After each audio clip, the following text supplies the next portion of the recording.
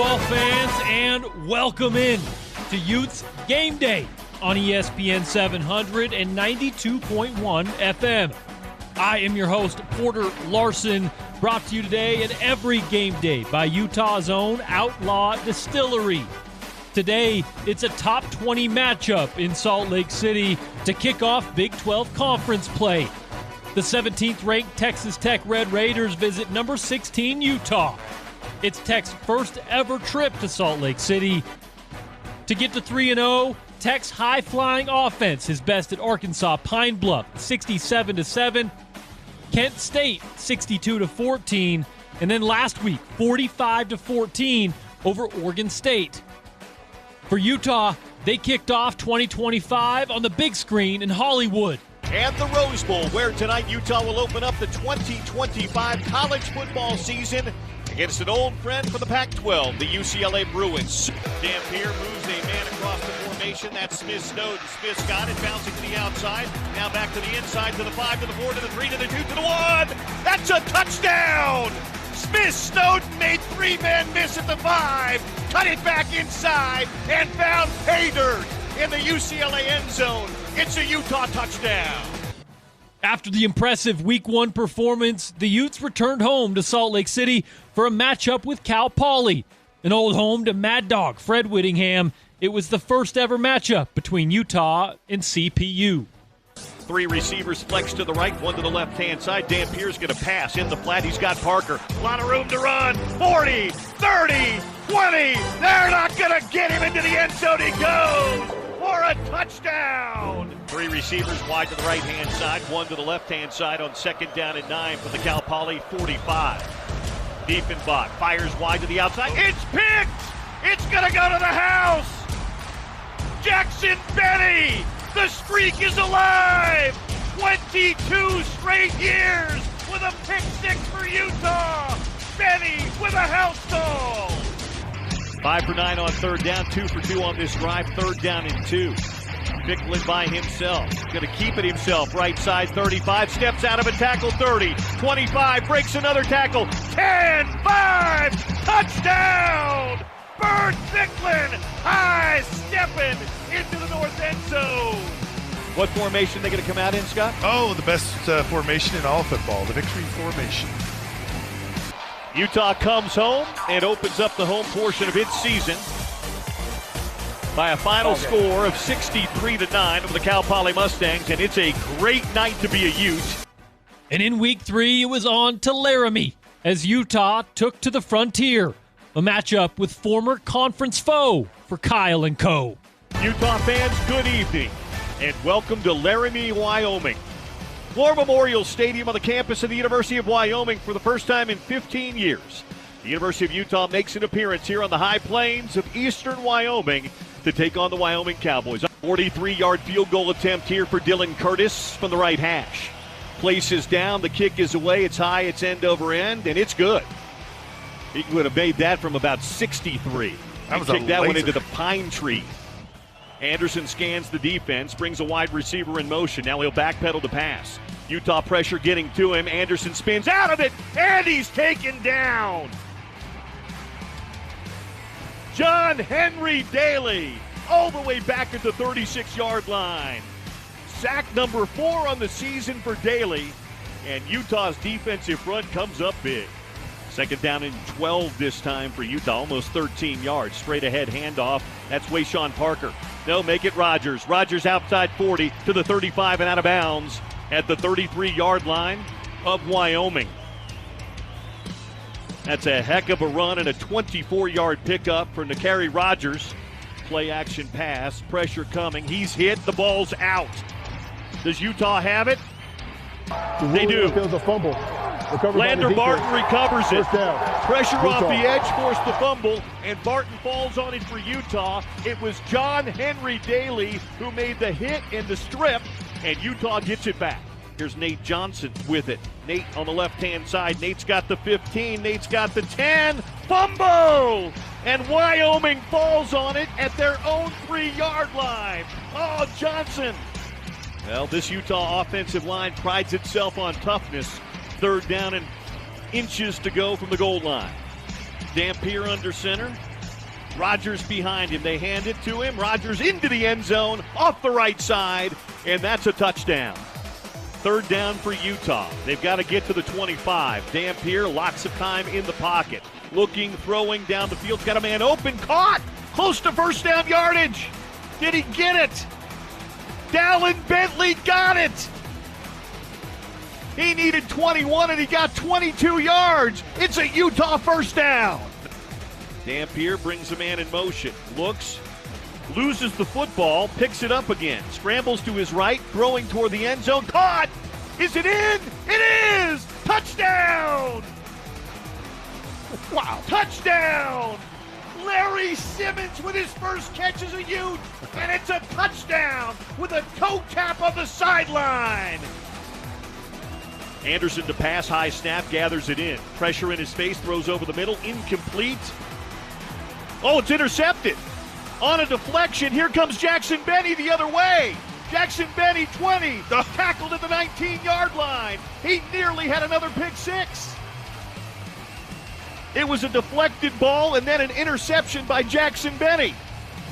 56-yard return all the way to the Wyoming 18-yard line. Dampier out of the gun, backpedals to pass. Looking to the outside, throwing toward the corner, up, caught. Touchdown! J.J. Buchanan, the freshman from Vegas, on a back shoulder from Dampier, pulls it down for a Utah touchdown. So fourth and half a yard, they've got to get to the Utah almost 14-yard line. Kellerman in the back, they're going to operate out of the shotgun. They won't go under center. Three receivers lined up wide to the left-hand side. Fourth down, half a yard from the Utah 15. Motion man, the tight end. They hand to Kellerman. He breaks the tackle, and he's going to get to the end zone. That's a touchdown. And that's a bust right there, and there goes the shutout. Nate Ritchie missed the tackle. He had him. Ritchie had him short of the line to gain. But Kellerman finds his way to the end zone for the first time this year. And the Wyoming Cowboys get themselves on the board here with just over 4 minutes to play. Andrews again, the Wildcat, with 1:23 to play. 5 yards on that last carry. He's going to follow his blockers again. Hunter to the outside. 5, 4, 3, 2, 1. And a touchdown. And an exclamation point tonight here in Laramie. Hunter Andrews in from 11 yards out. This will be the final play of the game. 6 seconds left. They hand it to White. White is dropped behind the line of scrimmage. And that'll be the ball game. It wasn't pretty always in this one. Utah led throughout, but in the second half, whatever Kyle Whittingham said to the boys at halftime certainly took, because Utah came out on a mission, scoring on 4 consecutive drives, and they win this game tonight by a final score of 31-6, and it's a great night to be a Ute here in Laramie, Wyoming.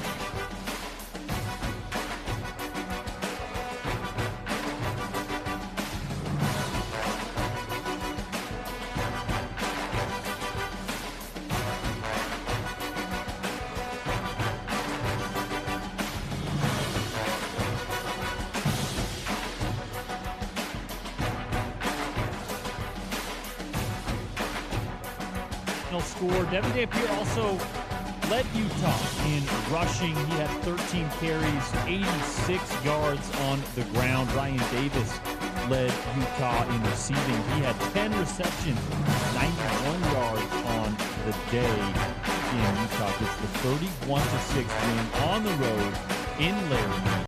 And now they return home for a matchup with Texas Tech, the Big 12 opener for Utah, and they don't waste any time getting to business. This is a matchup between two of the best teams in the conference. I think that is already clear. Both of these units are really good, but I think today we find out just how good. These are two teams that are evenly matched in a lot of ways, but we also have a lot to learn about both of these teams. Utah, and Spence kind of looked at the game this way as well. This is a proof of concept versus a proven concept, right? Texas Tech is a program who they've never won a Big 12 title. They've never won a Power 4 title. they've been around for a long time. We've seen a lot of good Texas Tech teams, but they've never gotten over the hump. Well, they got a booster in town who is backing up the Brinks truck in order to help them get over that hump. And they have one of the, let's say, biggest payrolls unofficially in college football, including a bunch of guys up front on that defensive line, going up against Utah's vaunted offensive line. So it's a matchup of strength on strength in that regard. We're going to get to it all with our guest during the course of the show. Andy Phillips, the former Utah kicker, will join the program. Yes, we'll talk kicking, but Andy will give us the lowdown on the rest of the Utes roster as well. Kyle Whittingham's weekly press conference will come your way about 7 o'clock. Jordan Wynn, the former Utes quarterback, joins the program a little bit later on. And then 8 o'clock, 8 a.m. sharp, we'll send it to Rice Eccles Stadium, where Bill Riley, Scott Mitchell, and Stevenson Sylvester have the call of the game. It's number 16 Utah welcoming in number 17 Texas Tech, a top 20 matchup in Salt Lake City with Big Noon Fox on hand, and a national TV audience will be tuning in for Utah and Texas Tech. I am Porter Larsen. James Peterson is behind the glass bright and early. We got our caffeine ready, and we're here for the next just under 2 hours before we hand it over to Bill, Scott, and Sly for kickoff. On the other side, Andy Phillips, our friend and the former Utes kicker, joins the show. We're going to talk a little bit about the freshman who is holding it down at the kicking position. It's been an up and down start for him. Up at the beginning and down against Wyoming. Kyle and co are confident that he'll get back on track. So is Andy Phillips. Talk to him about that and more. Coming up on the Utes Game Day pregame show, brought to you by Outlaw Distillery. We'll chat with our friends at Outlaw Distillery a little bit later on, and they are live up at our ESPN 700 VIP tailgate. So if you're stopping by there, say hello to our friends at Outlaw Distillery right here on Utah's #1 sports talk. It's ESPN 700 and 92.1 FM.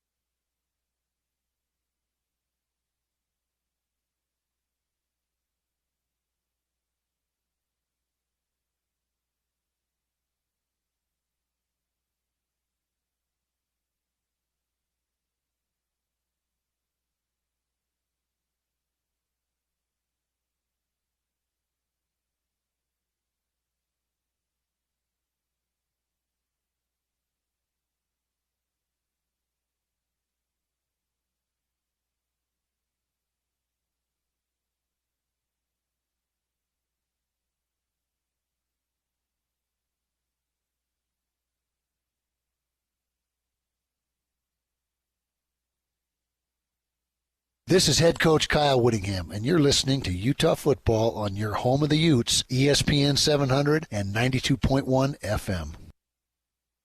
And rolling along on the Utes Game Day pregame show on this Saturday morning, bright and early here in Salt Lake City. Number 16 Utah taking on number 17 Texas Tech. Only the third ever matchup between these two programs.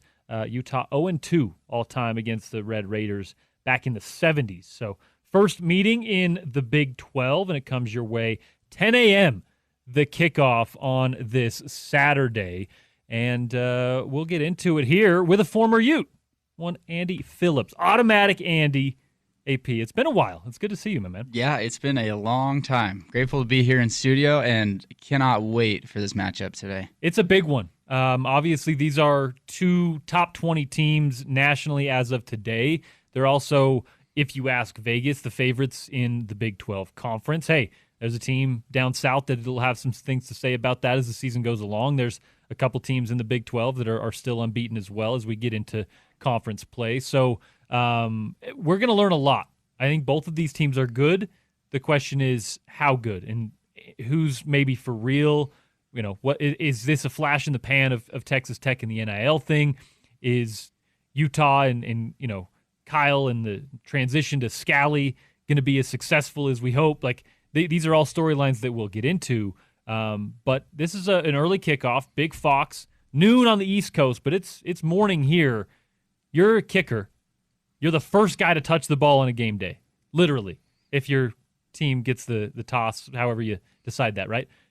Does it affect much, a 10 a.m. kickoff, or is that something that usually we play more into on a game day or from the media standpoint? No, I don't think it affects things too much. I mean, I guess if we were late in the season and it's cold, you know, at 10 a.m., that might affect the ball a little bit and whatnot. But to be honest with you, as a player, this is a dream kickoff. I think when I played, we had one early game, and I think it was Weber State, and we went out and put 70 up on them. And it's awesome. You wake up, you have your food, you do your business, you get through your meetings, and then you're on the field. And from a mental standpoint, it's great because like I feel like you can control a lot more than when you have an 8 o'clock kickoff and you're sitting in the hotel room all day and you're anxious most of the day, and then all of a sudden you get there and you're like, man, I'm kind of drained from being anxious all day. Yeah. And you let the adrenaline hit you at night. And there's nothing better than Rice Eccles under the lights. Don't get me wrong.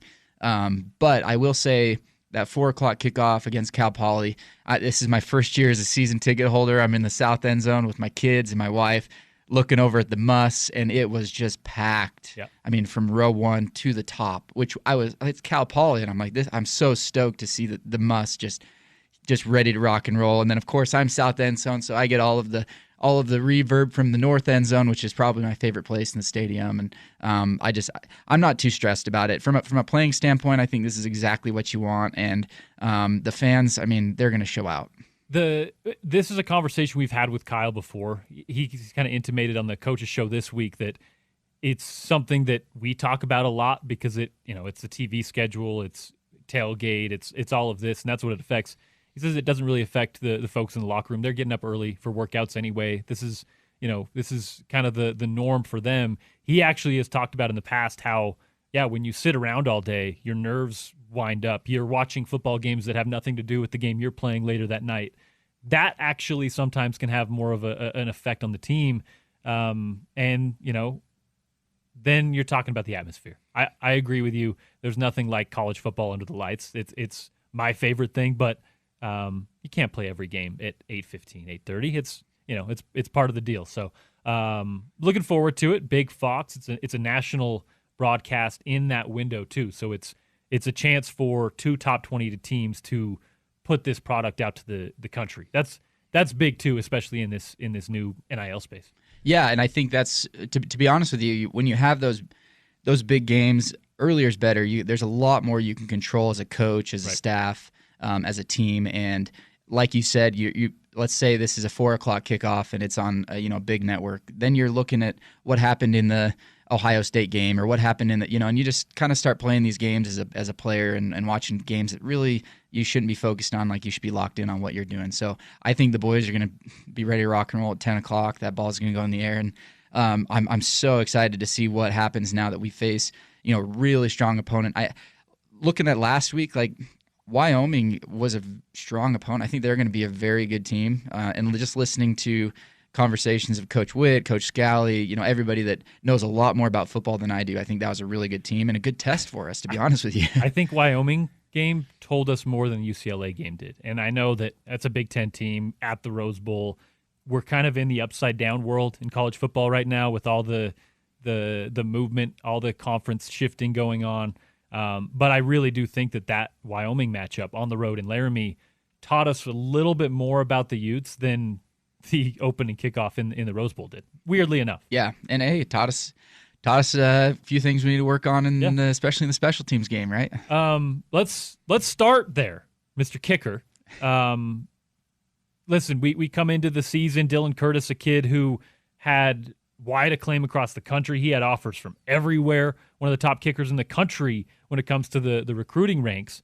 And he comes in, barrels his first one, 54 yards, and looked confident, looked good. At Wyoming, there were issues. There were some issues at Cal Poly, but Kyle has also intimated that some of it's been the hold, some of it, one of them was a low snap, one of them was the laces. There's been a lot, and one of them was blocked, although it was coming off his foot super low. What have you seen as a kicker who's probably analyzing this a little closer than a lot of us?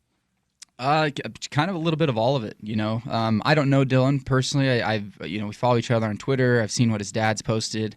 Obviously followed his high school career, which was incredible. The kid's got a talented leg, and listening to Urban Meyer and his conversation with OC yesterday, it was incredible to hear him say that he would take somebody with mental toughness over somebody that has all the talent in the world. Now, I'm not saying Dylan doesn't have mental toughness, but he's a freshman. All of a sudden, he's coming into a new environment. Laramie, especially, I know it's toxic up there. You know, those fans they love football. And I heard what they were screaming. They get after you, and I've never played there. I've just heard that. I mean, it's been 15 years since the Utes have played that, but I've heard that from players that I played with when I redshirted way back in 2012. And so, the kicking game is 100% between the ears, and as a freshman, you've got to learn that, you know, you're coming into a totally different game than the high school game. I don't know necessarily how prepared specialists and for that matter all football players are coming into a program today versus say maybe 10 or so years ago when I joined or when Tom joined. I mean, there was a lot more it's turned into more of a professional game, right? You know, if you're a specialist now on the team, there's a lot more emphasis on your training. What are you doing in the weight room? What is allowed? What isn't allowed? You know, are you focused on explosives, your core, your mobility?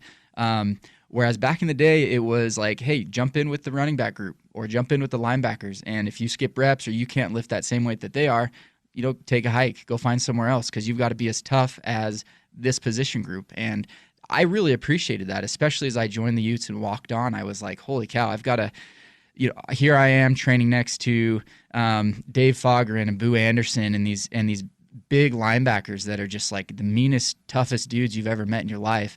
And that really shaped my mentality. And then all of a sudden you get into fall camp, and I don't know if Coach Witt still does this, but he would have the whole team line up on the sideline and say, all right, Phillips, get out here, 45 yards, left hash. If I miss that field goal, everybody's running a few gassers. Yeah. And, you know, you miss one or two, and you learn in the locker room that you don't miss field goals. You know, there are these dudes out there that are just working their tails off, sweating, hurting, so that you can get to that field goal point and pipe it and win the game. And if you can't do it there in fall camp, if you can't do it for those teammates and for those guys, it's a long and lonely road. Now, with that being said, like Dylan's, I mean, you watch him hit that 54-yarder, I think. Yeah, his first career field goal. At UCLA, piped it at sea level, right? I mean, it's good from deep. The kid has a leg and doesn't have to swing it more than 60%, and he's probably stronger than 99% of the kickers in the country. And so, for me, it's my hope that kid can just kind of look at that film, understand his mechanics, get together with his holder and his snapper, his punter and his snapper, and figure it out. And like you said, you have to see it, you have to experience it to get that experience. And now they've gone through the ups and downs a little bit. I'm sure. I can promise you, I wasn't up there, but I can promise you there was an emphasis at some point on kicking this week at practice. Kyle, I'll give a little insight on what you were talking about a little bit earlier about, I think it was actually fall camp. Media nowadays, sometimes they let us watch a little bit of the camp, not much anymore. Back in the day, you used to be able to watch like the last session of practice. We'd come in with our cameras, we'd film it, we'd report what's going on. They've kind of locked that down a little bit in the intel age of college sports, right? Understandably, I get it. If I was a coach, I'd probably do the same. But we were watching the final segment of practice, and at that point, you get 15 minutes, I think, watching. Well, it was a special team segment, and what was supposed to last 15 minutes, we were supposed to be doing interviews at, say, 4 o'clock in the afternoon. It ended up happening at like 6 p.m. because there was, let's just say, trouble with special teams stuff going on at practice. I was like, all right, we're staying here until we figure this out. And some of the media members stayed there the whole time and just waited for this to go on. And, hey, they figured it out and actually ended up being a year where there weren't many special teams faux pas, right? So I always go back to that moment as kind of a little insight that we have of how that operation works. And yeah, you just have to go through it. A freshman, it's gonna take time. Yeah, it will. And you should know that, Coach Witt has seen it all, right? And he's had some incredible kickers and special teamers under his wing. And He's the guy that you're in there 6 a.m. on Monday after this Wyoming win. You're watching every single kick, every punt, every return with him. It's the specialist group. So it's your punters, your kickers, your snappers. You're in his conference room. He's there with the remote, and you're going over everything with him. He oversees all of that. And, schematically, sure, Coach Shaw or whomever's got in charge of that special teams, whether it's return or kickoff or punt or whatnot, but he is the one that is looking at every single mechanical thing that you can do about the kick. And so I know he's been in the film room. I know I was lucky enough to go, or call it luck, 12 straight without missing a field goal. Go down to Arizona. It's a weird surface. There's a weird cork to the turf that I just haven't ever experienced. It's really toey, really grippy. Got in my head. I think I missed 2 that game. I think I was 1 for 3, if I remember right. And so it's all about how you bounce back, right? And it's all about how you respond. And so I have no doubt. Dylan's missed kicks before in high school. I have no doubt he went out there and was trying to figure out what it was that's going to make him successful this weekend. And I think special teams will be huge. It'll be huge, especially in a high-scoring game like what will probably take place on Saturday. Every 3 points is going to matter. Every punt is going to matter.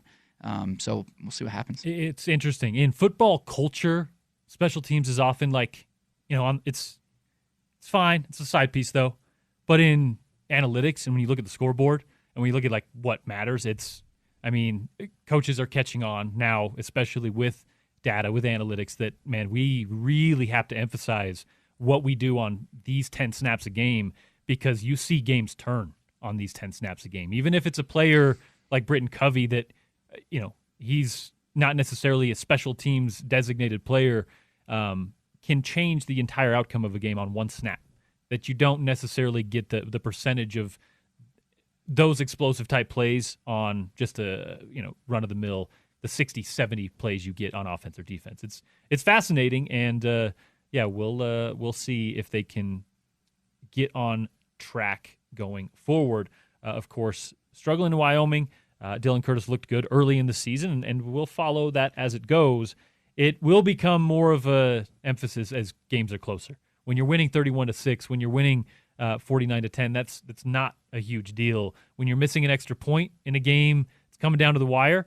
That's when, of course, it will become more of an issue. We're going to keep Andy here in studio, talk a little bit more about the Utah offense, what he's seen from the new look Utes here in their first 3 games. Heading into conference play today, it's Utah and Texas Tech.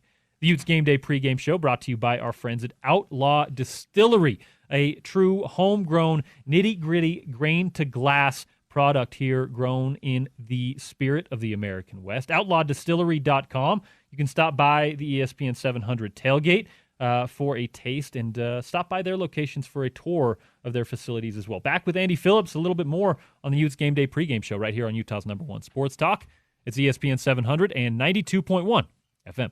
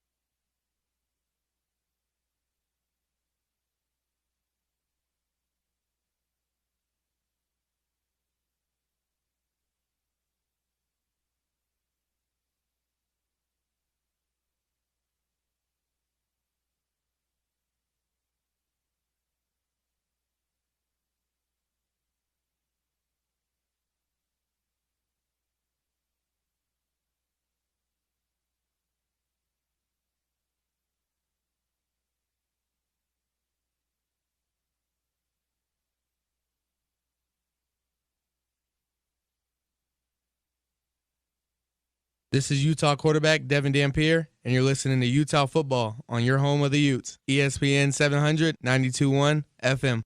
Back inside the Utes Game Day pregame show, Porter Larsen here. Andy Phillips, the former Ute kicker, and of course, longtime friend of the station, joining us for this Utes Game Day. Bright and early on this Saturday here in Salt Lake City, number 16 Utah, welcoming in Texas Tech, the 17th ranked Red Raiders, their first time in Salt Lake City as a Big 12 foe, and they're both 3-0. Big Fox here for the noon kickoff, 10 a.m. local time. We talked a lot about special teams in that segment with Andy, appropriately, but you're not just a leg, you're not just a kicker. You got a head on your shoulders too, watching and analyzing some Utah football. This offense, man.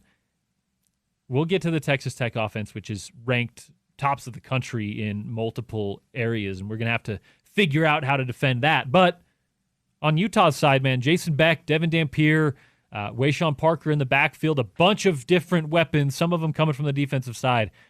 They've been really fun to watch, and they've been really productive as well through 3 games. Yeah, agreed. It's been cool to watch. I like to think I have a good head on my shoulders. We'll see. But, the offensive production's been great. You didn't take as many hits as a lot of guys. No, right? I still got my head. No, it's been cool to watch. I mean, obviously I watch it through a different lens, right, of how effective are we on third downs, because that's usually when my anxiety spikes, and right. I think, all right, field goal or punt or whatever, and the third downs, obviously against UCLA, was wild, and still pretty effective last week against Wyoming, and hopefully today just as effective. You know, I think we've punted 5 times in 3 games, and so right. My brother Phillips, Orion Phillips from down south or from down under, it seems like he's been productive in the punting game. Obviously, switching the field is going to be really big, but.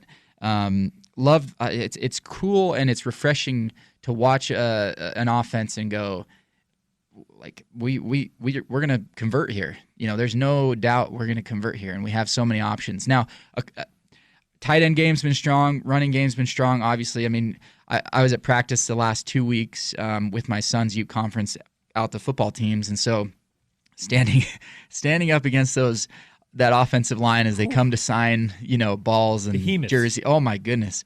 And, of course, I've been around that my whole football career. Even, you have Travis Wilson, who's 6'7", and Isaac Asiata, Junior Salt, these big O-linemen. But this O-line is monstrous. And so, and it's not just their size, it's like their skill set. Right. I mean, their experience. And that's what gives me a ton of confidence, and probably gives Devin a ton of confidence as he's standing back there in the pocket. He's got like 6 seconds to do something with it or make something happen with his feet. And that might be a little different this week. Right. Today, I think that I know Texas Tech has put a lot of cash into their defensive line, and they're going to come after that O-line. So I think we'll see what they're really made of this week.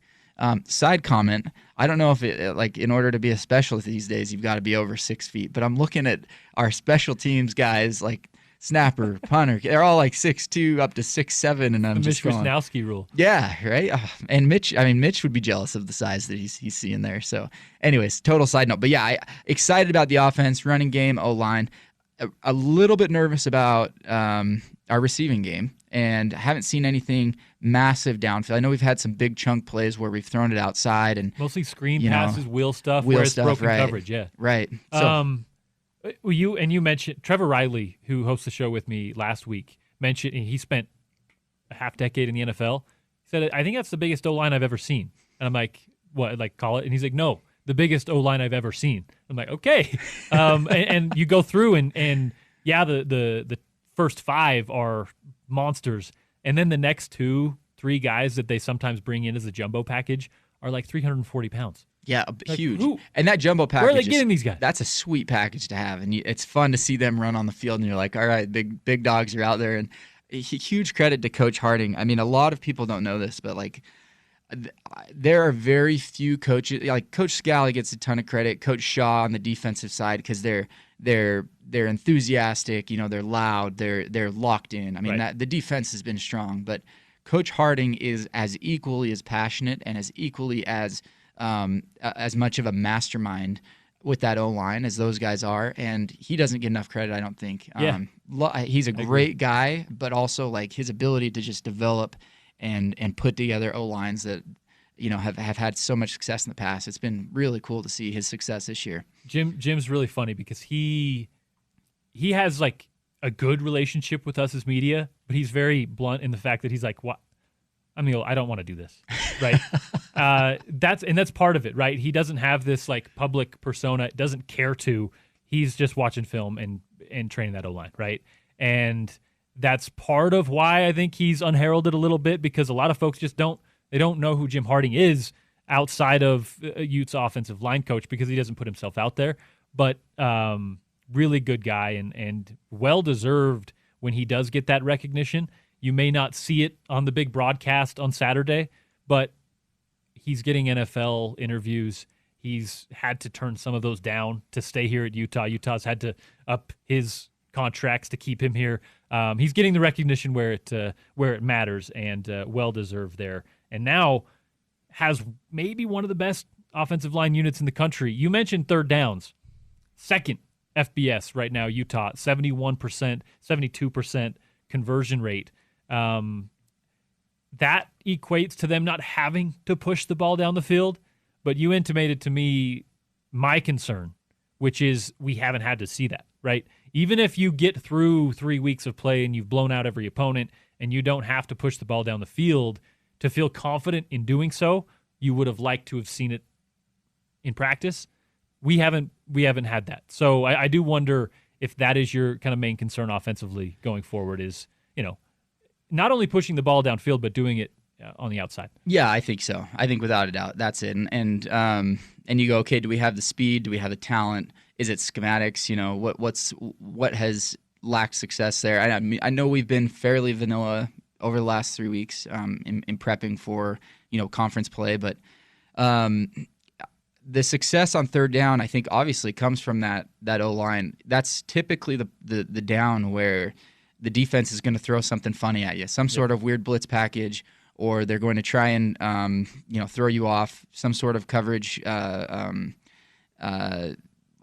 It's too early for me to think about it, but they're going to try and deceive you a little bit with some sort of coverage, and Devin's just had so much time behind that O-line that it doesn't really matter what the defense does. He can make something happen, whether it's get that 6 yards with his feet, find somebody in the flats. So I'm curious, though, as to what what kind of success we'll have down. Like, honestly, the most success we've had downfield has been with our tight ends, and tight ends have played really well. And so I'm hoping that their production continues to be high, but I'm also hoping that we get some sort of deep threat just to stretch that defense a little bit. What has been your intake of and your thoughts on these players all playing different ways? It's not totally new, and in fact, Utah has been a team that historically has done it. Let's be clear, Colorado didn't invent this out of the blue in 2024. Eric Weddle was playing both ways, scoring touchdowns on both sides of the ball. Stevie Fafita was running for touchdowns as a defensive tackle for Utah. They've had guys do this in the past. It definitely seems like there's more of a willingness to do it now. Lander Barton, Jackson Benny, Sione Vaki last year. Obviously, Smith Snowden has looked good this year. What's your thoughts on these guys playing both ways? It's been fun to watch. Yeah, if they're if they have the energy, if the fitness is there, why not? Right? It adds a wrinkle to prep for every team that we play. Now they've got to take into account number 8 as he comes out, right, and or number 2 as he comes out, and it's like, all right, is he a decoy? Is the ball coming to him? It just adds something. It's almost like Wildcat too, which they've also done a bunch of. Which they've also done a ton of, and it's been successful. And so I don't have a problem with it. Where it becomes an issue is when you put Lander Barton as a tight end, and then he goes in the next defensive series and he's gassed a little bit because of it. And obviously these guys are dialed in as to pitch count, if you will. And so I'm not too stressed. But like, he's an athlete. I mean, he's probably. I mean, don't tell Cody, don't tell Jackson, but he's probably the most athletic Barton. Cody actually told me that. He did, okay. Outside of their sister Danny, right? I mean, she probably could have played football, put some pads on, and been just as successful. But she, and obviously very successful volleyball player. But I think that having athletes like Lander, like Smith Snowden, Sione Vaki, like just the speed, the talent, and there's also a little bit of a hunger. I mean, I would argue that when those guys know that they're going in on offense, and it's not just their typical defensive scheme, like they get to go in and contribute in a different way, it hypes them up a little bit. I think it hypes the team up a little bit too, to see guys like that who can contribute on both sides. I think so. So, the only issue again is just going to be, hey, can we keep them healthy, and can we keep the energy up for their primary role, which is obviously extremely important on that defensive side. Speaking of the defensive side, one more segment with our guy Andy Phillips here in studio. We're going to talk a little bit about that Utah defense. We're going to talk a little bit about Morgan Scalley, the head coach in waiting officially as of now at the University of Utah. This segment brought to you by Utah's own R&R Barbecue. 11 Utah locations, a couple up there in Idaho too, locally owned and operated for a dozen years and counting.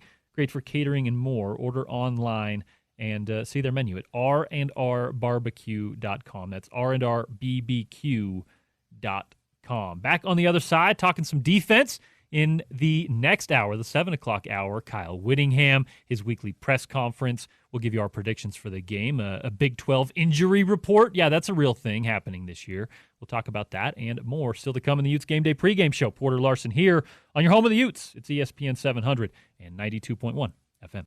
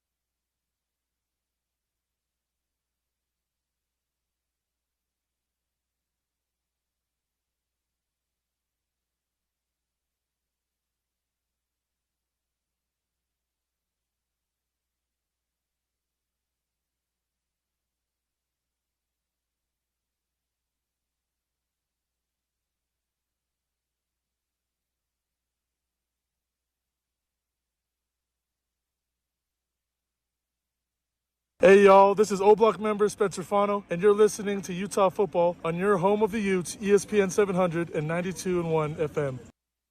Welcome back in to the Utes Game Day pregame show. Porter Larsen here taking you through it up until 8 a.m. Well, we'll send it to Rice Eccles Stadium. Bill Riley, Stevenson, Sylvester, Scott Mitchell up there for the call of the game. It is number 17 Texas Tech visiting the number 16 Utes for the Ute Proud game here at Rice Eccles Stadium in downtown Salt Lake City studios. It's pregame at 6 a.m. We're just gonna do it from the studio. We'll see you up at the stadium, but no reason to make the trek up there that early.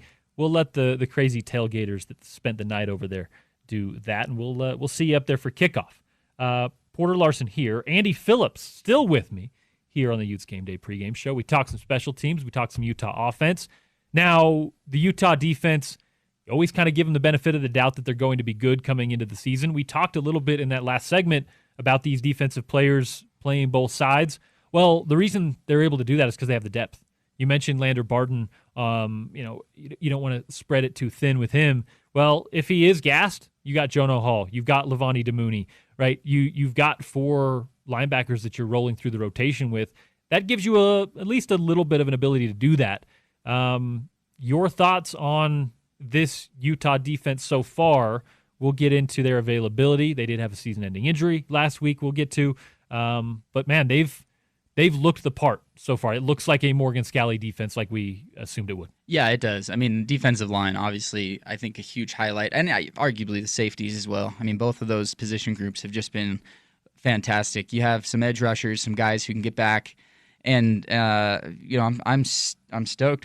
We lost one to the team down south, but we stole one from the team down south. Yep. That's been pretty productive for us this year. Leading the country in sacks? Yeah, leading the country in sacks. I was up, as I mentioned, up at practice the other day talking with Isaac Asiata, who's helping out Coach Harding on the O-line, and we were talking about he abandoned this pregame show to help on did he? Yeah. I'm sure he did. Yeah, that D-line's nasty. I mean, there's talk about Hunter Dimmick reincarnated, right? I mean, Hunter just had this work. He still does, but he has this work ethic, right? Of just whatever it takes, whatever energy it takes, I'm going to get back there and disrupt. And that's what Daly, John Henry Daly, John Henry Daly reminds me of. John Henry Dimmick. That's right. But notoriously we have that repetition of Sack Lake City. You've got Trevor. You've got obviously Nate Orchard, who is back there. You have Hunter. There are guys that just historically have been able to get back there, and having 2 or 3 guys now that can really do that. Each rep is pretty awesome. So feel really good, really confident about that. Safety play has been great, and I know that's going to always be great as long as Coach Scalley oversees the safeties. And then it's the DBs that we've let up some big plays against some, and you could say Cal Poly has a good offense. I mean, they're explosive, right? There were a few where had they connected, they dropped incomplete, but they had guys wide open, right down the field. Yep. Yeah, and it's just a bad throw, right? And you're going, oh, okay, well, if that's a Big 12 receiver, if that's a Texas Tech receiver, it could be a different story. One of them was like a walk-in 60-yard touchdown, and he threw it out of bounds. I know exactly what you're talking about. And yeah, for Utah, you're rotating through 5, 6, 7 guys sometimes. You're only having to rush 4, and you're getting pressure. You have 4 guys rotating through on the linebacker position. At corner between Jackson Benny and Smith Snowden, you're pretty set there. It is on the back end where you've had a little bit of leaks. Nate Ritchie stepped in for Rabbit Evans, and I think Nate, although he was phenomenal his freshman year before he went on his mission, he's kind of getting the football legs back under him, and you're seeing that. He's going to have to play a big role, though, because you lose Rabbit Evans for the year for Utah. I think that's really the only question mark for Utah's defense going forward. And, well, you waste no time in finding out how far along they are and how deep they are, because you face the top passing attack in college football in about 3 hours. Yeah, 700-plus yards average. What Texas Tech has done this year is pretty impressive. A competition, obviously hasn't been huge. Yep. They haven't really been tested. Arkansas Pine Bluff 67-7, Kent State 62-14, and then Oregon State, who in theory should be a better matchup. They're not good, and the Pac-2, man, it's unfortunate what happened to them because they're legitimately unfair casualties of what's going on with the kind of realignment. But back to your point. I was going to say, do we have another 2-3 hours we could go down that rabbit hole? I love long live the Pac-12. That stadium is one of the coolest stadiums to play in. Yeah. And we played there, and it was October, and it was orange, and it was loud, and they were a very good team. And so, anyways, yeah, it hurts me to see what's happened to Oregon State, and for some TV money in LA, right? And Stanford. Yeah, we could go into that, but with all that aside, yeah, I think if I know Coach Scally, I know Coach Shaw, those DBs will be ready. And we haven't even talked about the linebackers, but linebackers have done a great job against the run, plug in the hole. We have Lander Barton, who is obviously the leader of that group, but like you said, there's depth there, and they're coached really well, and so it's just a matter of, hey, can they now keep up with a high speed offense like Texas Tech, and we'll find that out today pretty fast. Morgan Scally is the head coach in waiting, officially, for the University of Utah. We don't know when that will be. There are thoughts that if this year goes well, it could be Kyle's last, hurrah. That's been talked about since the Rose Bowls, so I'll let Kyle make that decision and tell you when it is. The funny part is that when Kyle does retire, it's not going to be like some big thing. There's not going to be a farewell tour. He's just going to tell you at a Monday press conference like it's no big deal, right? And, when that time comes, Morgan Scally's going to be taking over. He's got to be chomping at the bit, man. This is a guy who grew up in the shadows of Rice Eccles Stadium, is a Ute through and through, and has never once wavered in that. What are your thoughts, your experience with Morgan specifically, and your thoughts on this dynamic of him being the head coach in waiting while Kyle's still here? Kyle kind of had that as Urban took the job late in the season and was going away while Kyle figured that out. But this is much more of a semi-permanent type thing. Yeah, I mean, I think what I love most about Coach Witt is he never makes it about him. It's always about the program. It's always about the players. I know it's the same dynamic with the coaching staff, and being able to see the growth of Coach Scally under his tenure has been really cool, not only as a fan, but also as a player. I mean, I was in the program. I was older, right? I came in the program at 23, I think, graduated at 27, and so a little bit of different perspective. But as I started my family, Max, my oldest son, who's now 11, he was born my sophomore year, and Gus, who's 9, he was born my senior year, and to have the love and the leadership from both Coach Scally and Coach Witt as I grew as a person, as I grew as a father, as I graduated and was making a decision, hey, I'm a junior now. I've had a great season. I could go and finish my master's degree and play it out, or I could try and go pro, or I could, there's all these different decisions. Sitting down with those guys and having them just take me under and say, hey, here's my 2 cents. Just huge. I mean, I have so much respect for both of them. Coach Scally is very passionate, and there are a lot of players that have said in the past, I don't really know how much he cared about me. Like, sometimes I feel like there was this false sense of care that came from him, and sometimes these are disgruntled players that may not have had opportunities or may have lost opportunities because of this, that, or the other. But what I've learned about Coach Scally is he cares so deeply about each player, and he cares so deeply about being 100% prepared every week for every single scenario that oftentimes gets lost in thinking that he's being dismissive. Right. He's got so much in his mind, schematically. Like, he has watched every play from the opponent hundreds of thousands of times, and he is just so he's just so smart and so cerebral about the game of football. And the thing that he does is he puts players in positions where they're going to succeed. And if you aren't fitting that mold, if you go in and you're not living up to that expectation that he has of you, he's going to get on you, and it's going to be tough, right? And he's going to be all over you. I mean, I experienced that because he took over kickoff when I was kicking off, and expected perfection. Hey, I want the ball on the 5, 4-second hang, drop it in there, let's go sack him, or I want it out the back of the end zone. And if you didn't perform, like, he let you know. And a lot of times it's like, oh man, he doesn't care about me, but it's kind of the opposite. He cares so much about you and the success of you and the success of the team that he is really hard. And I appreciate that about him. And I think that kind of expectation from him led me to perform as well as I did. And yeah, that kind of attention to detail, that specificity usually plays well for a head ball coach. And, we'll see everyone that's taking over coaching positions in today's age of college football is going to have to deal with kind of a new space in college football. And that's going to be something that we have to kind of navigate as it goes. But all the on the paper, surface type stuff about a football coach, Morgan checks those boxes. And it's going to be interesting to see how that all plays out. I'm a Hokies fan, and I wanted nothing more than for when Frank Beamer retired, Bud Foster to get the Morgan Scalley treatment, and he didn't. It kind of just like pushed him off, and he retired. And they suck now.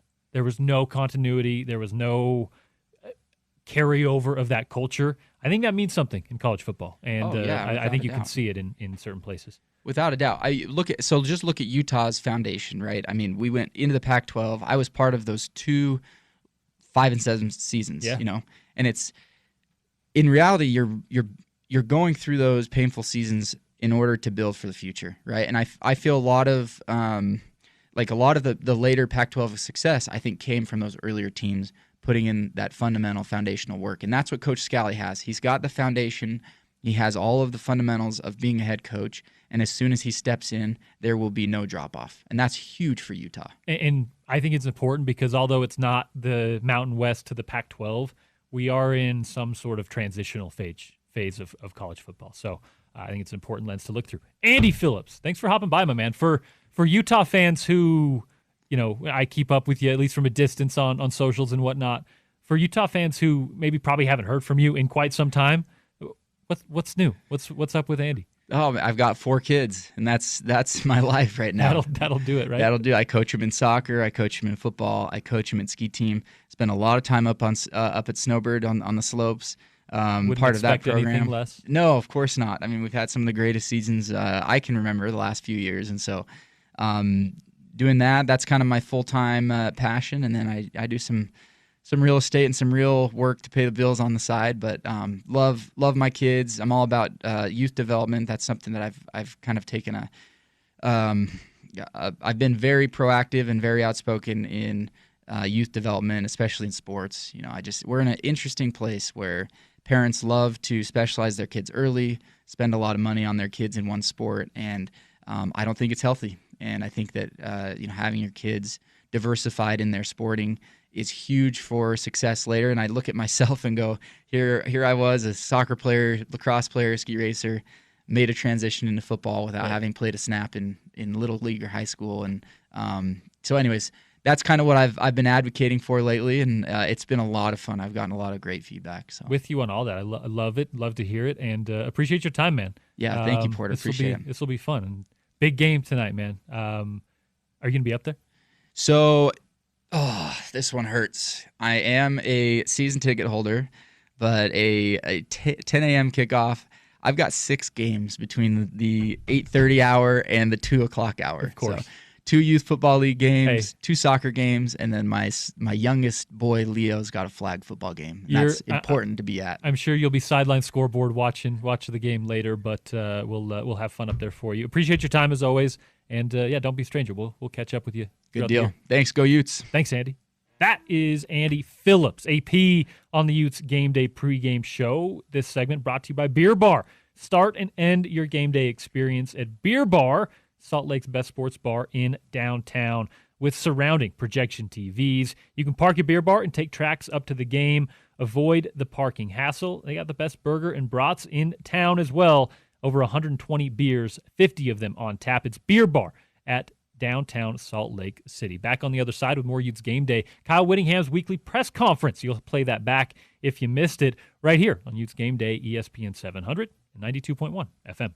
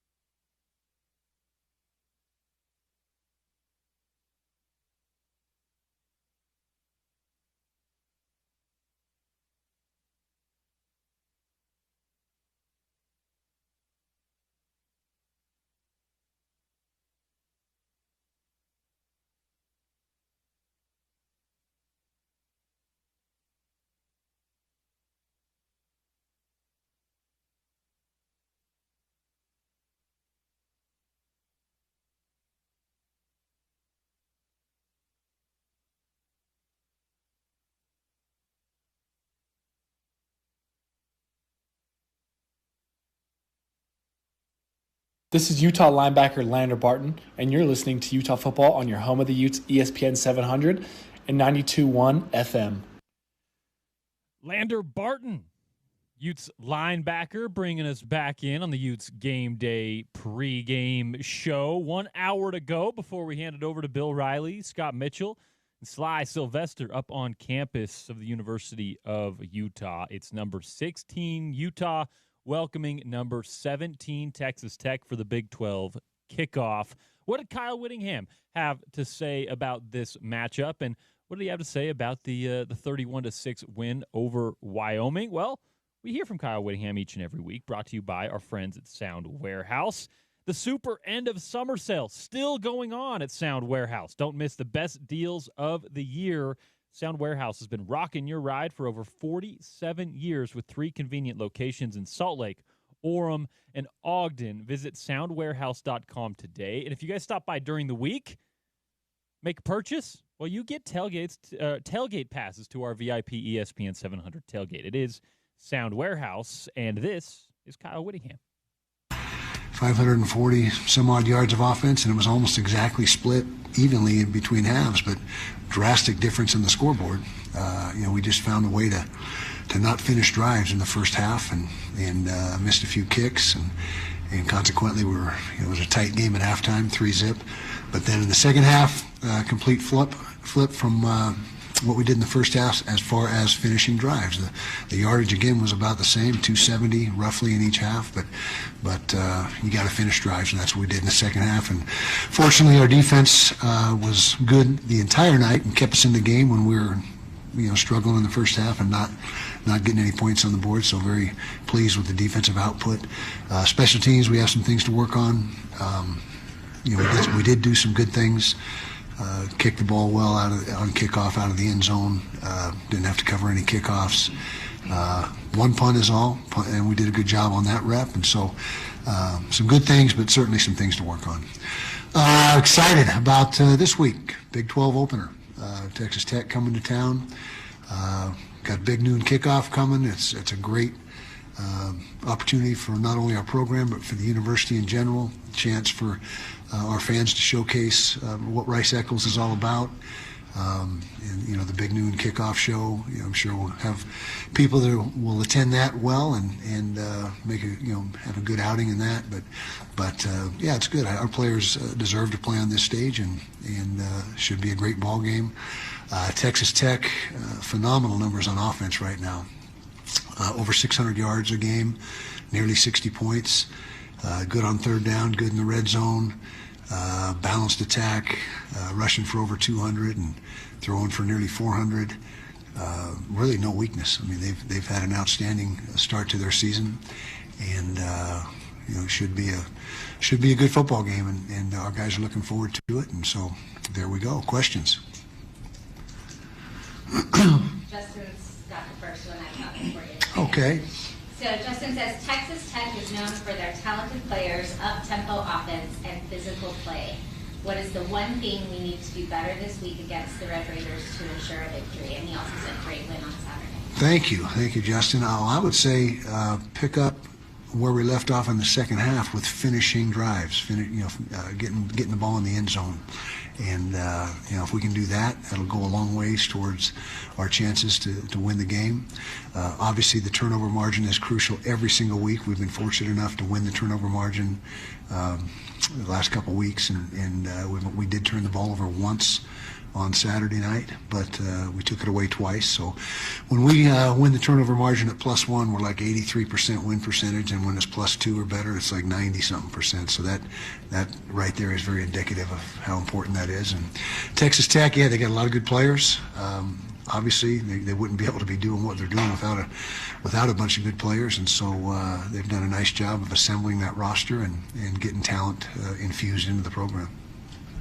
Coach, you already talked about it, but with Fox coming to this game, what does it mean for your program specifically? Like, what sort of impact do you see with this nationally televised opportunity? Well, just that. It's a nationally televised opportunity, and to have our program showcased on the Big Noon Kickoff game is a big plus. And, we've had, big games here before, and so it's nothing new to us, but anytime you have a chance to get in front of a national audience and have people get a chance to see our stadium and our muss and our band and just the crowd and the hostile environment that it is a positive for us. Kyle, Texas Tech spent roughly $25 million plus on this year's roster reportedly.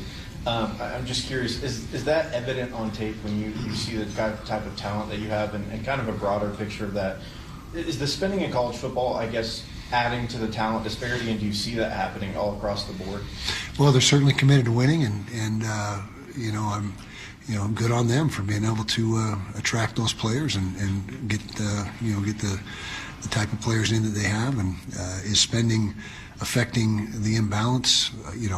I guess you'd have to say it is in a lot of respects, but there's a lot of programs out there that want to win badly, and like I said, if they have the support and all that, that's great. More power to them.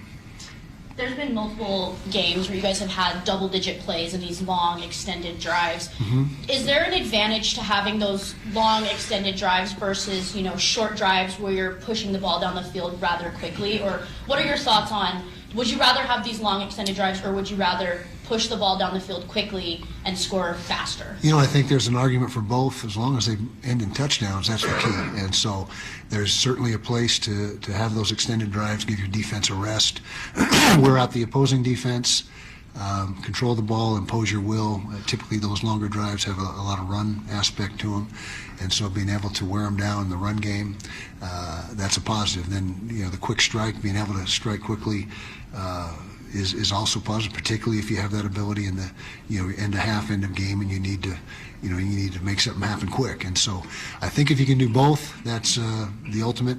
And we have had a couple, 19 and 20 last week play drives, which is pretty impressive. I don't know when the last time is we had 2 drives of that length in the first 3 ball games. Now, 3 games into the season, how would you grade where Devin is right now, and where does he need to go to kind of reach that depth that you guys really need? Well, I give him an A+. I mean, not only is what he's doing on the field, but his leadership, his impact on the team overall. He's just been exactly what we hoped he would be, and he's without question one of our team leaders, and the players have embraced him. And so I think that we couldn't have asked any more from him to this point. He's completing the ball at a high rate. He's protecting the football. He's our leading rusher right now. So he's doing it all, and we just got to keep being intelligent with how we use him. But he runs the ball so effectively, and there's quarterbacks in the country that do run the ball effectively, and schools let him run. I mean, you can't just take that away from him. That's such a huge part of his game, and so. But you can hope that he'll stay out of harm's way as much as possible. There's some times where you can't do that, but I think to this point, like I said, couldn't have been any better than what he's done, and his numbers really speak to that. 3 games in, what are you liking from this offense, and where do you feel like you still need to improve? Like the offensive line and how they're controlling the line of scrimmage. We expected that going into the season, and when you rush for nearly 300 yards a week, which is what we're doing, then that is a manifestation of good offensive line play. Tight ends are playing really well. I thought they've probably played their best game this last game. Dallin Bentley is becoming a very solid, reliable, consistent performer, both blocking and receiving. Hunter Andrews, you see what he does. I guess technically, I don't know if we can call him a tight end. He's an H-back or whatever he does, how you want to term that. But he's a guy that is multifaceted, multi-talented, and you saw him really take over the game on Saturday, particularly in the second half with some big rushes, and he also added some catches as well.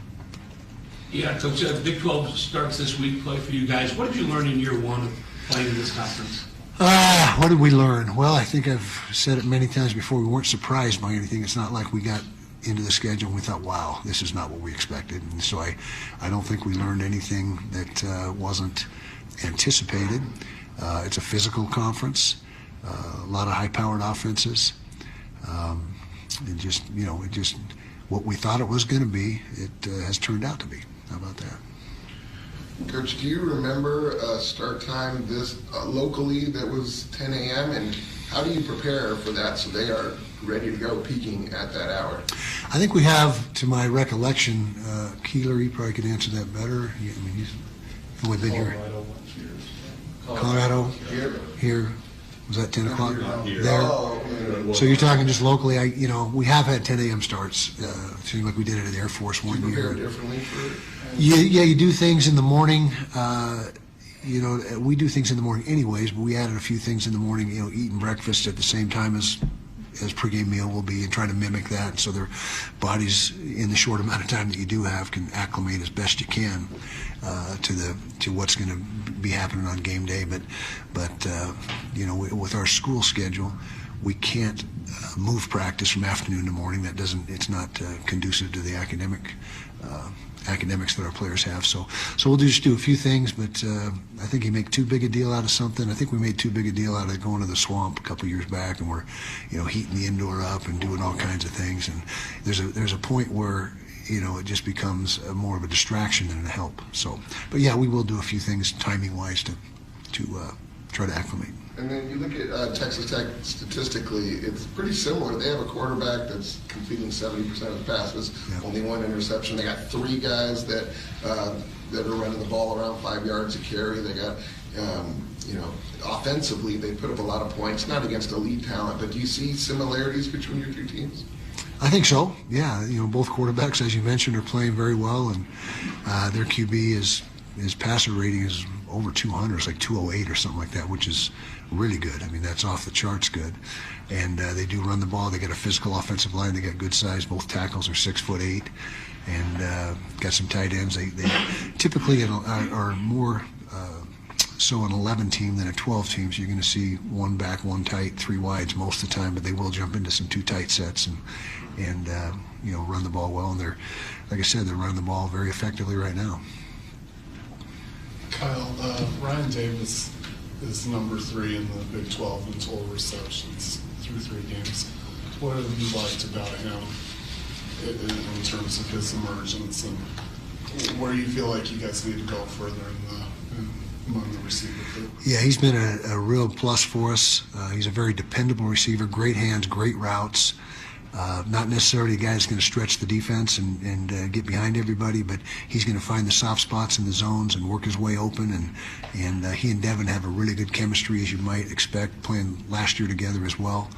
And he's a guy that really, if there's a leader in the receiving room right now, I would say it is RD. Everyone looks to him and really respects how he works and how he comes to practice every day with the right mindset. And like I said, his numbers are really good, third in the league or whatever. And so he's been a big part of our offense, and he certainly had a big impact Saturday night, 10 catches.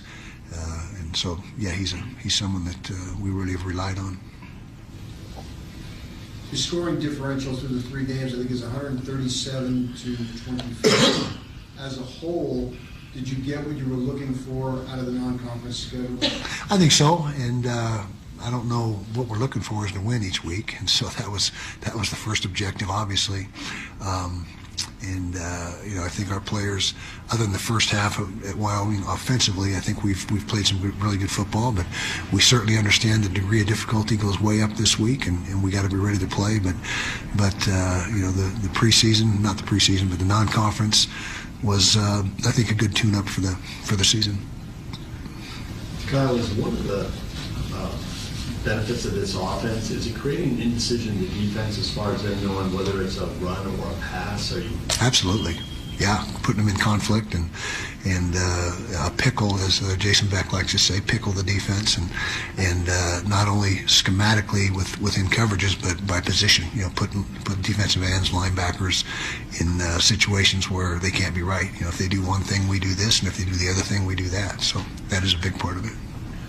Coach, going back to the Wyoming game, there were multiple instances where you tried to make a defensive substitution. Did the refs give you an explanation, or has there been a change to the rule at all? Well, for a minute there, we were wondering if there was a change to the rule because it wasn't as what we were used to, and they do this to open the window for sub. When the offense subs, they automatically do that. Look to the defense. It's a 3 count to see if you can sub, or if you want to sub with them.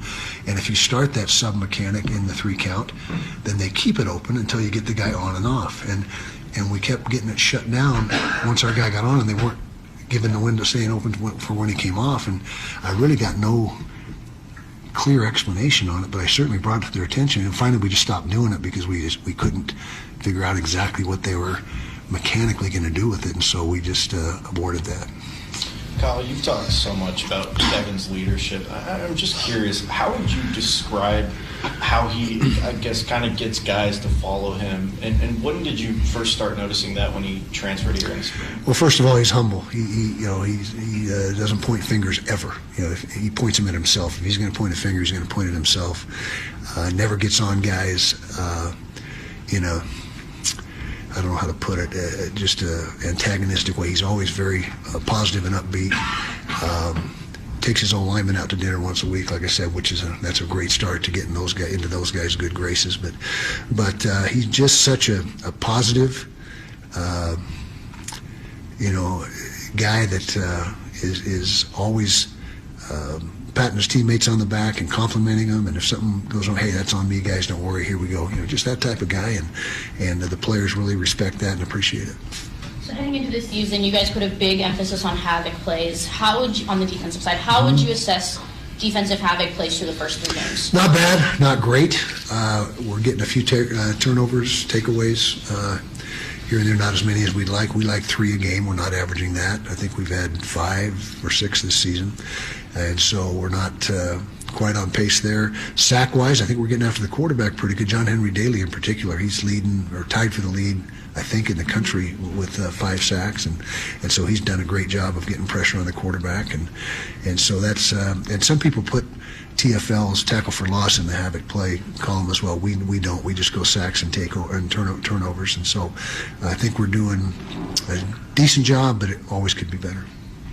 In Jason's offense, it seems like there's been a lot more positionless players, guys that can kind of fill different roles. Do you see that as an evolution in the sport, or is that more just kind of a wrinkle? And what advantage does that provide, having that with the system? Well, that's a good question, and you're very observant because that's exactly what he does. And what it does is puts D coordinators in a situation where how do we treat this guy? Is he a wideout? Is he a running back? Is he a tight end? What exactly is the matchup going to be?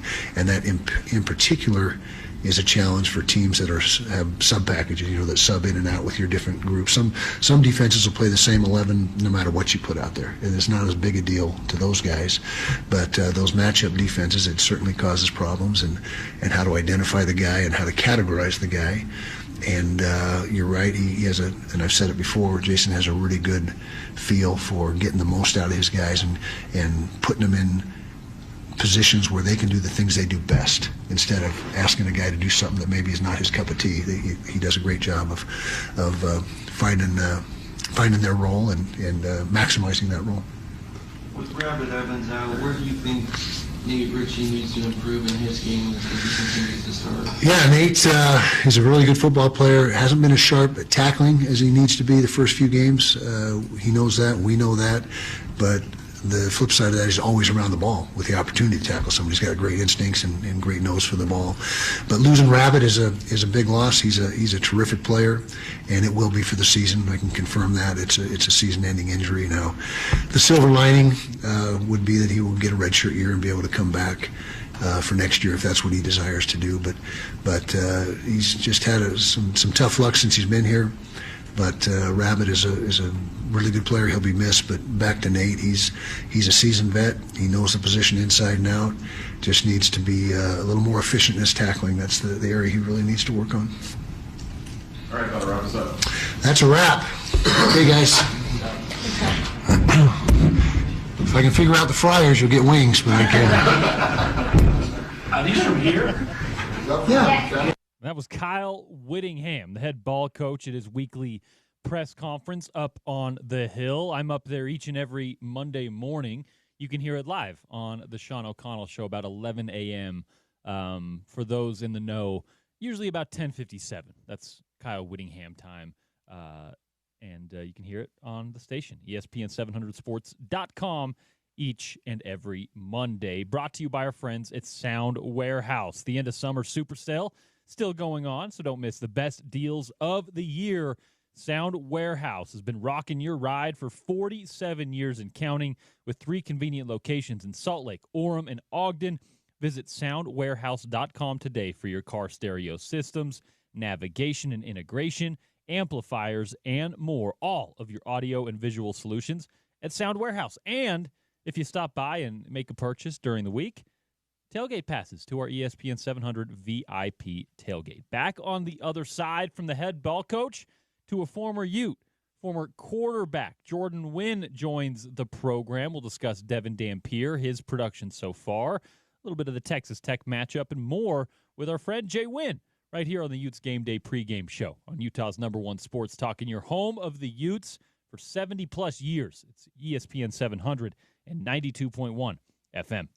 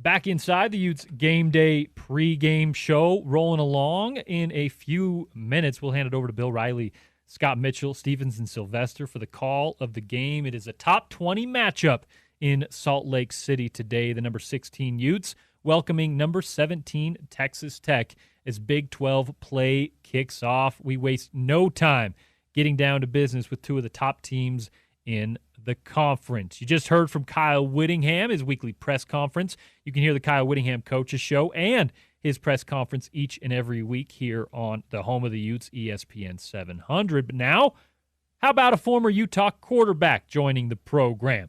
He is one Jordan Wynn, a friend of the show and a longtime contributor of the pregame festivities here. What's up, Jay Wynn?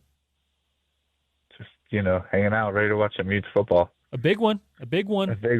Correct. Listen, the Utah's looked good so far, but Jordan, I think that you, along with me and most of the rest of the college football world, thinks that both of these teams are good.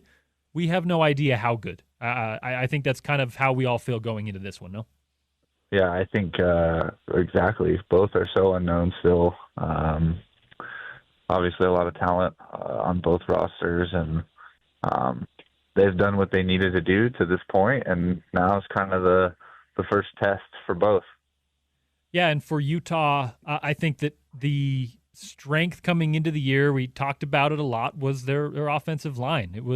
That was kind of where the attention was. Yes, on Jason Beck and Devin Dampier and the new look offense in the backfield, but that was where the heavy expectations were, or two maybe first-round draft picks and a bunch of other guys that have opportunities to get to the NFL. Well, Texas Tech put a bunch of money into their defensive line over the offseason. That is where their emphasis was in a lot of ways. It's paying off for both teams.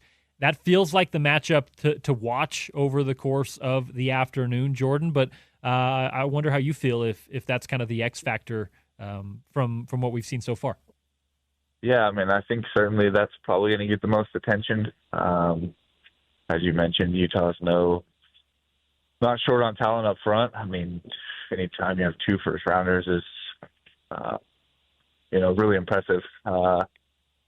And yeah, Texas Tech didn't hide it, the investment that they're making on the other side of the ball up front. So I think that's certainly the matchup that everyone will be looking for. I still think anytime you get into a big matchup like this, who can take care of the football, who can avoid the costly mistake, and who can execute situational footballs. Probably going to be most important, but that's, up front will be the probably the most fascinating matchup. Yeah, I think that I like to watch football from the trenches at the start, and then as the play develops, I kind of shift to the quarterback and the skill, and kind of as the play develops, I watch where the ball is going. But I think that's going to be a special emphasis today, just based on the players that are highlighted along the trenches, and I think that's kind of refreshing. I hope we hear a lot of that from the broadcast as well. Now, I know I'm talking to a quarterback, so we'll talk quarterback as well. Devin Dampier's looked awesome so far, Jordan. On the ground, he's making plays. He's able to extend plays, even though he hasn't really had to extend plays much because his offensive line's giving him a bunch of time. He feels and looks really comfortable in Jason Beck's offense. How have you consumed the first 3 games of Utah football under the scope of Devin Dampier at quarterback? Yeah, I think he's done a really nice job. They're putting up points. He's being smart with the football. It helps when you have those 5 up front, but I like what I've seen so far. Hopefully the rest of the state of Utah likes what they see. I think he's a super electric player. Definitely a problem for defenses. Anytime you can extend a play, it just creates a lot of issues. And so he's exciting to watch. I'm excited to see his kind of first big test in the Utes uniform here. I know he played some big games. I think last year, they played Auburn. I've seen some clips, and he looked great there too. Look, he can run around and make plays. He's smart. He makes good decisions. And I think Beck's done a really nice job calling the game and putting him in good positions. As you mentioned, putting him in a good position means you're not having to lean on him too much. And part of that, Jordan, we talked about this with Andy Phillips a lot during the first hour of the show, is we haven't needed to see him push the ball downfield. He's had a lot of convertible third downs where they don't even need to throw the football. And for that reason, we are a month into the season, and we have not seen Utah really push the ball down the field, at least down the middle of the field, right? And it's allowing defenses, they're playing a lot of single high safety. They're loading the box a lot.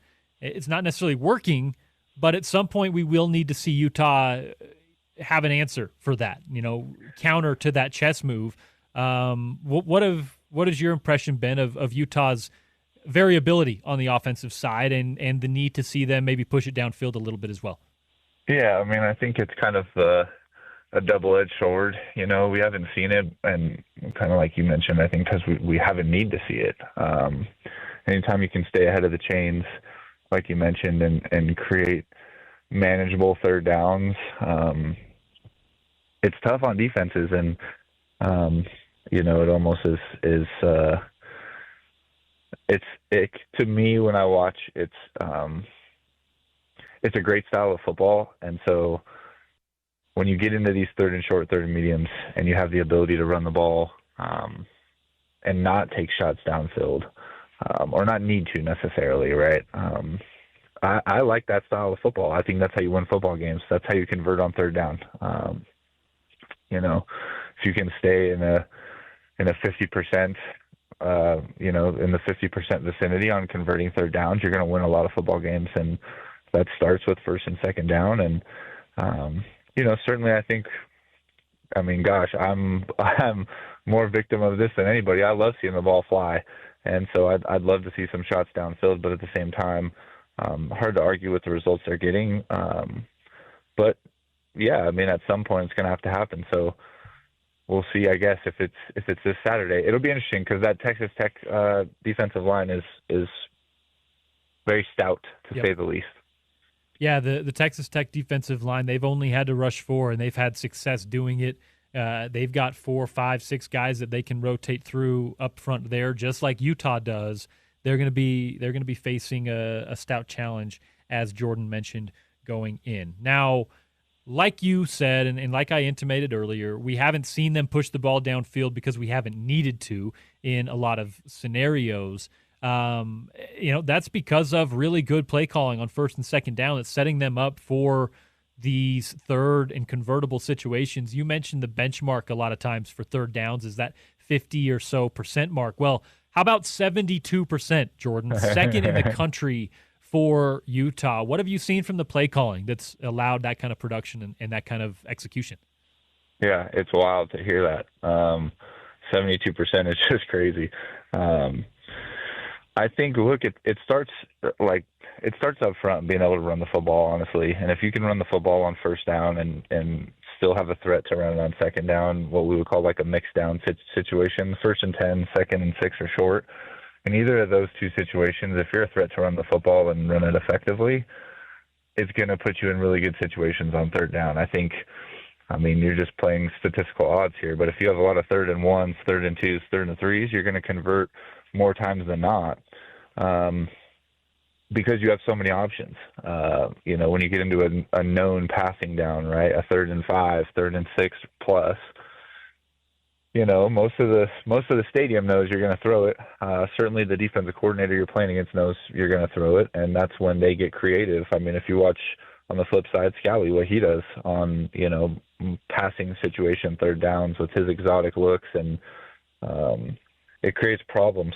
And so, they've done a nice job being able to run the football. I think Dampier's done a really nice job extending plays. And then you even add in no negative plays. Not a lot of plays going backwards, staying ahead of the chains. All those things contribute to getting to manageable third downs, which allows you to then convert at 72%, which is absolutely crazy. Yeah, it's been impressive to watch. I really like what we've seen there. As a quarterback, Jordan, how fun is it to see all of these different weapons and how creatively they've used? and what maybe complications does it cause when, yeah, you're the quarterback, but all of these guys, a bunch of them are taking snaps, a bunch of them are handling the football. There's a lot of mixing and matching going on in the backfield. There's a lot of defensive players coming over and taking snaps. It might be a lot for a quarterback to kind of keep in his head, but I wonder how you think that's affecting Devin Dampier and how it may be an asset to him as well. Yeah, I think, having a lot of weapons isn't necessarily the issue. I think what's been impressive is all of their ability to click so fast. Yeah. Anytime, you have that many weapons, it's pretty extensive how many reps you need to get with each guy to know and to trust him, exactly where he's going to be in different situations, different plays. And so, really, I think the most impressive thing is how fast they've all been able to gel, especially with Dampier being here, not even a full calendar year. So that part's impressive. I think the ball handling stuff gets a little dicey. Anytime you have a lot of guys touching the football, again, a lot of reps go into that. And I would say it's awesome until it isn't. Certainly mistakes can happen when multiple people touch the football, but look, in today's college landscape, it's kind of how you got to operate and how you got to function and try to spread the football around. And I think that's every, offensive coordinator's goal is to have all 11 be a threat and have the whole field be a threat. And I certainly think in this offense, that's been the case. On the other side of the football, Jordan, Utah is facing the number one scoring team in the country. 58 points per game so far for Texas Tech. That leads the Big 12. That leads FBS football. How up to the challenge is Morgan Scalley's defense based on what you've seen, and where do you think they'll be most tested today against Texas Tech? Yeah, I think, anytime it's coming down to a Utah defense, I think, most people will take those odds. Just from a historical standpoint, I think Scalley's one of the best, if not the best in the country at doing this. I think his ability to, not really know what's going to happen before it's going to happen, but have the confidence to call, and trust himself and then the players to go out and back it up. It's hard to call an exotic because if, the other team picks it up from a protection standpoint, you're exposed in the back end. And so it's always impressed me, his ability to call things at the right time and truly trust his gut. Anytime you have a team averaging 58 points, though, holy smokes. It's definitely a tough test. But look, I think history would say that the odds are in Utah's favor, especially at home. Obviously, yeah, Rice Eccles Stadium is a different beast, and most teams learn that when they come here. It is Texas Tech's first visit to Salt Lake City in their program. History, Utah, 4.5-point favorites. That thing opened up at 4.5. It's 3.5 as of right now, with the over/under at 57.5 on this Saturday morning. Jay Wynn, do you want to give us a prediction? You want to give us at least a lean on how you're feeling on your way out of here? How about just a Utah W? Utah W. You don't care you don't care what it looks like? I don't care what it looks like. Give me 3-0. Give me 60-50. Doesn't matter. Utah W. I like that 3-0 idea. That would be the 3-0 almost came to fruition last week. I was cheering for it. I was cheering for it. Jordan, appreciate your time, man. As always, we'll catch up as the season rolls along, and appreciate your time previewing this one. Yep, sounds good, Porter. That was Jordan Wynn, former Utah quarterback and, of course, longtime friend of the program here on the Utes Game Day pregame show. As it rolls along, Bill Riley, Scott Mitchell, Stevenson Sylvester take over from Rice Eccles Stadium momentarily. This segment brought to you by Mo Bettas. Born of native Hawaiian roots on the island of Oahu, Mo Bettas has a strong culture of aloha. That means love and is rooted in family tradition. They started Mo Bettas in 2008 and wanted to bring that special experience to everyone who entered their restaurant. A big thanks to our friends Kimo, Kalani, Mac, and all of our friends at Mo Bettas, a Hawaiian staple right here in Utah. Locations, menu, and more at mobettas.com. showdown.com. Back on the other side, we'll give you the latest on the Big 12 injury reports. We'll give you our predictions for the game and set you loose for the call of the game. It's number 17 Texas Tech and number 16 Utah.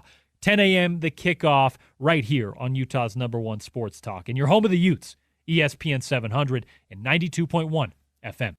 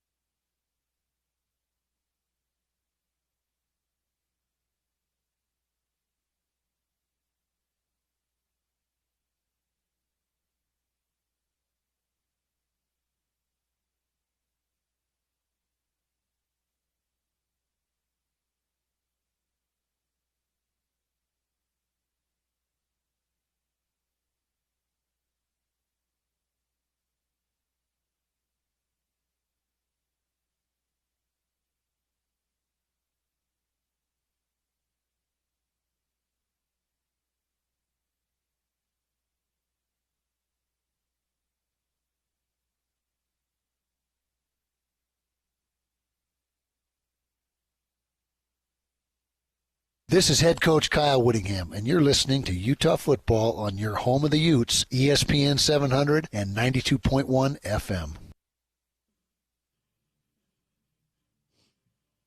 Welcome back. Utes Game Day on ESPN 700. It's number 16 Utah and number 17 Texas Tech going to battle at Rice Eccles Stadium.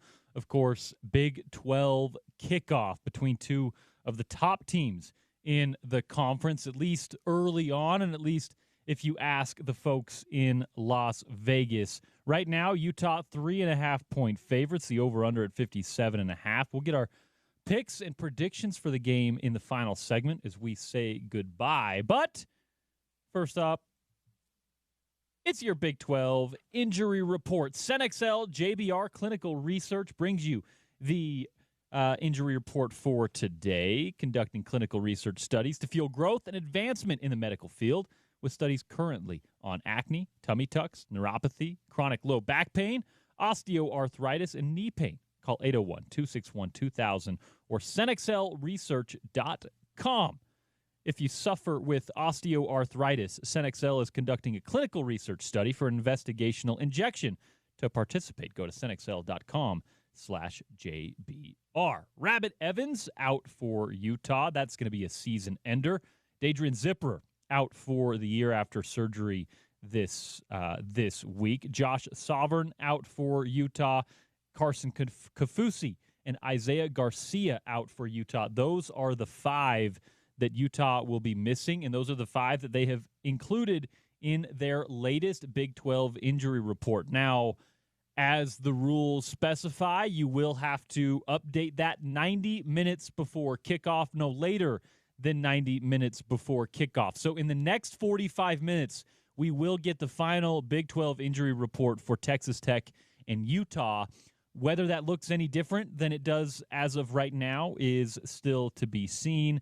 Texas Tech without 5 or 6 guys as well, including one of their top wide receivers in Roy Alexander. They're out with their top quarterback in Terry Grant. So it's looking like Utah's fairly healthy going into this one. Texas Tech as well, but we'll see how they wrap it up closer to game time. So that's your Big 12 injury report. Like I said, 45 minutes or so, you'll get another one on your airwaves. Bill Riley will give you the latest on that before kickoff. All right.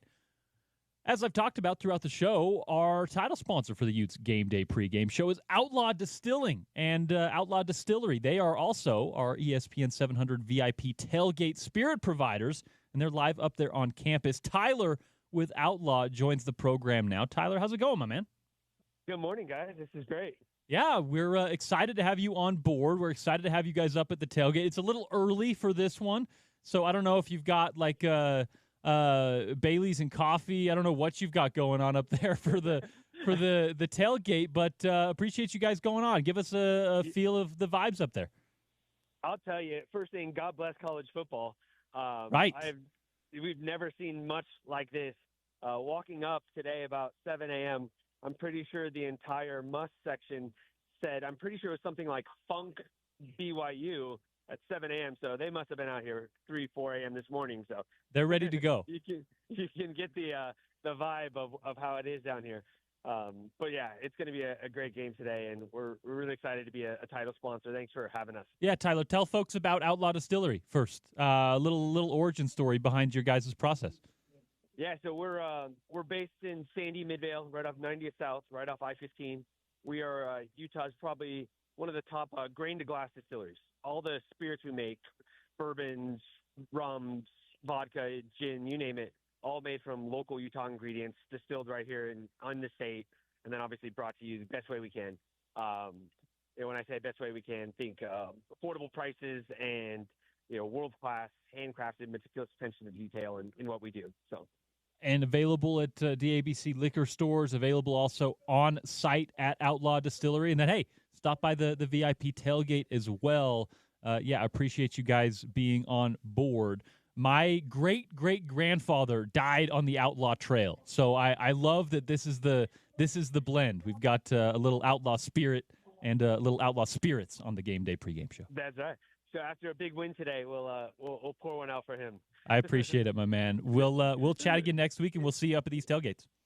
Sounds good, guys. Thank you again. Have a great game. Back on the other side, we'll wrap it up, predictions and more with James Peterson behind the glass, and we'll send it over to Bill Riley for the call of the game. It's Utes Game Day on ESPN 700 and 92.1 FM.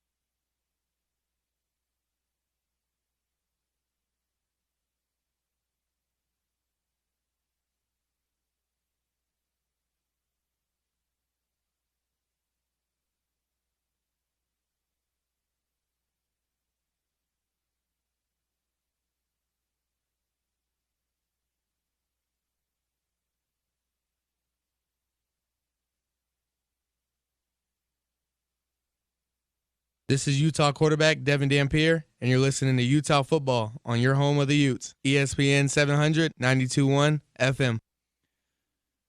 QB1 bringing us back in on Utes Game Day on ESPN 700 and 92.1 FM. It is number 16 Utah welcoming number 17 Texas Tech for the first Big 12 matchup of the season. It's the number one offense in the country in Texas Tech, 58 points per game, 603 yards per game, going up against the top 10 defense in the country in the University of Utah. We talked a lot also about that offensive line versus the Tech defensive line. It's a big matchup to watch as the game rolls along. As of right now, Utah, 3.5-point favorites going into the game. The over-under now up a little bit at 58.5. That's up 2 points from where it opened a few days ago. James Peterson behind the glass. He is the engineer for the program today and every game day, James. And we got a big one, man. I think this is a matchup that should be close. I give the edge to Utah. I wonder how you feel about it. Yeah, I got 35-31. Okay. High scoring, at times going to look like a shootout kind of a game. I still think Utah's defense is going to play well. I just think you're playing against a really good offense in Texas Tech, so you're going to give up more points than you're accustomed to. Right. Maybe get a turnover there. That might be the difference. So, yeah, I got 35-31. This is going to be – I hope this ends up being the classic game we all think it will be, because it's going to be great for the Big 12 and obviously great for the University of Utah if they can come out with the win. Should be a fun matchup. I'm with James. I think Utah wins. I'm actually going to go a little lower. I think I'm going to hit the under on this one. I'm going Utah 27, Texas Tech 21, and I think Morgan Scalley's defense is going to be up for the challenge of the top offense in the country through 3 weeks. It's number 16 Utah welcoming the Texas Tech Red Raiders for the first time in program history in Salt Lake City. Bill Riley, Scott Mitchell, Stevenson Sylvester have the call of the game next. I am Porter Larsen for James Peterson behind the glass.